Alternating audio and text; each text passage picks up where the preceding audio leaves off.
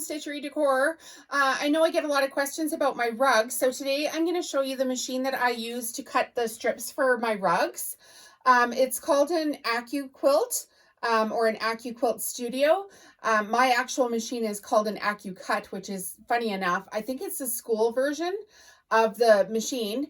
And how I got it was I was looking for a machine on a Facebook group and just asked around if anybody knew of one that was secondhand for sale. So I was lucky enough that somebody messaged me privately and told me about one that was for sale in a province next to us called BC. If you're not from Canada, it was called British Columbia. And anyway, this nice enough lady was done using it in her quilt studio, and she sold it to me for a ridiculously cheap amount of money. So I'm very fortunate enough to have it for my work, and now I can cut basically an entire rug with one pass from the machine. So I'm going to show you how it works. So stay tuned, and we'll go over that. Okay, guys, so I'm going to show you now how this cutting machine here works. First of all, it comes with this rather large tin tray that's got rubber edging on either side. Obviously, with my AccuCut, I buy the biggest parts and stuff for it possible so that I can cut just at the volume that I'm doing.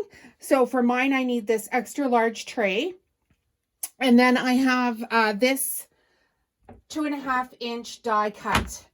And as you can see, I think it's about 18 inches long, and it's foam, and then there's metal in between these little cuts here. And this just sits right down into this metal tray, and you have to have the metal tray to go through the rollers, which I'll show you on the next part. But basically, you just set that down in there, and then you're going to line up your fabric. So I fold my fabric in half, selvage to selvage. Give it a little flick, and now I pull it up to the edge here, and you want it just past where the blades are. So this is how I can cut so many rugs at a time. It is fantastic. If you don't have one of these machines, I highly recommend it. If you can afford the studio version, then that's what you should get. Okay, so now we're just going to fold on the other end, just past the blades again, and we're just going to loop this back and forth a couple of times. It doesn't, for mine, it doesn't have to be absolutely perfect. If I was doing 2.5-inch strips for a quilt, I would make sure that my pattern lined up at all cost. So no matter how long it took me to do it. So just back and forth, pull your bubbles out of the fabric. I'm going to bring this back one more time. Oh, maybe 2 more times. Oh, look at that. I have a huge pucker in here. Hang on a second. That did not work like I planned. Like I always say, nothing in life is perfect. So take your time, practice. You can do this with some, crappy fabric you have just to test it out first couple of times. Make sure you know what you're doing before you make a final cut. Okay, so just back and forth a couple of times. Make sure it's over the edge. We go here. Oh, not quite. There we go.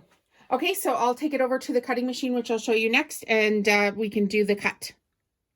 Okay, so this is my AccuCut machine. I know they're called different things, just depending on which version you're buying. I believe the AccuCut used to be like a school version, but the dies and the templates and everything fit the same. For AccuCut and AccuQuilt, you can buy... if you're buying the smaller machine and you're buying the smaller dies, which I'll show you on another video for my soup bowl cozies, they actually have adapters to bring it up so that you can use this machine as well. So here we go. We've got my fabric folded, layered back and forth, and then I've got the mandatory plastic here that needs to sit on top of it. And as you can see here, there's a great big steel roller. You need to keep your fingers clear, but just push your fabric through and roll, roll, roll, roll, roll, roll till it comes to the end. I always like to bring it back and forth a couple of times just with the thickness of the fabric that I'm doing. I find if it misses even just one little cut, me simply running it back and through a couple of times can just eliminate any, you know, stray threads and whatnot. So I do like to do it that way. So I'll bring it back through one more time. Quite often I'm cutting like an entire rug at one time. So I don't mind a couple extra swipes with the roller. Okay, so now we're done. And you can see this is all I have for scrap. That is it. Oh, and see, look, I didn't have this correct on the end here. So now I'm going to have to trim these edges off. No big deal. Tiny little clip on the end here. And here's another little piece of just scrap material. Okay, so this is the Acu, I think they call it the AcuQuilt Studio. When you're buying a new one right now, you can go right online to acuquilt.com. And I will put a link in.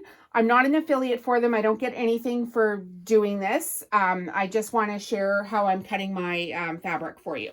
Thanks.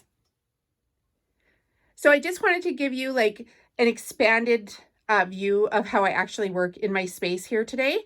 And as you can see, I've got my sewing machine. I've got my AcuCut or my AcuCut Quilt Studio. That would be the version that you would be able to purchase now. I've moved a table over in front of where I normally have products on that stand by the plants.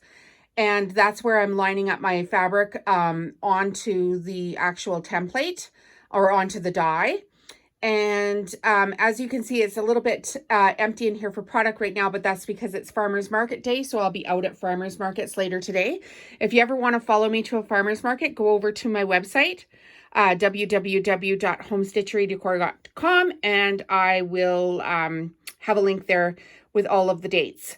So I line up my fabric that I want to cut out for the day, and over in the corner, or the very far end there, I've got soup bowl cozies on the way as well. If I have time, I'll iron them today. But now I'm just going to flip around to my other workstation, and this is where you can see how many strips I can cut. So I've been cutting these all out, and then what I do is I line them up along my work table. And then here at the end, you can see I've got 3 rugs where I've pulled out from the fabric here already.